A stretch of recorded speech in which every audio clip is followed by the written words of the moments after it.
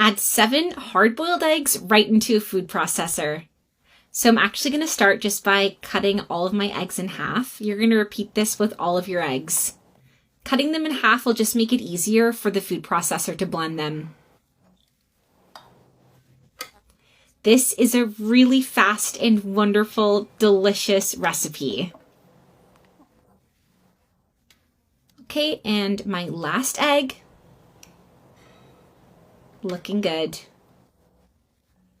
So I'm also going to add in 1 cup of cream cheese, 1 clove of garlic, and half of a lime.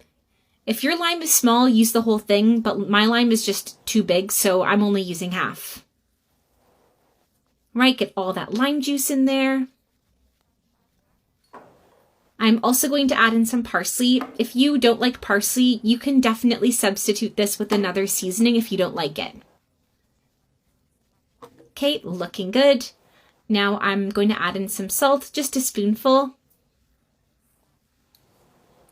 Okay, and now that that's added, I'm going to put on my lid. And we're going to mix this very well until it becomes creamy.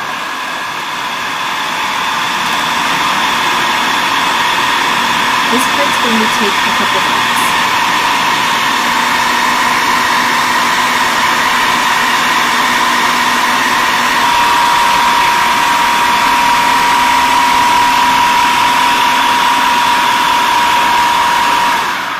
Okay, so after a few minutes of mixing, this is the result.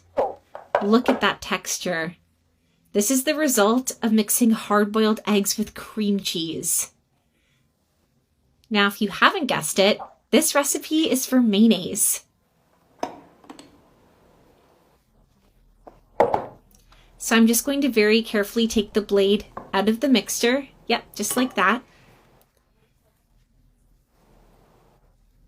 And I'm going to pour it into a bowl. I am so impressed with how creamy this is, and this recipe yields quite a large quantity.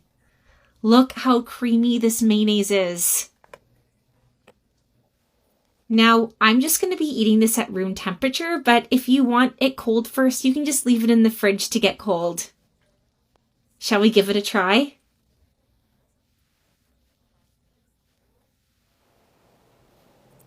It tastes so great.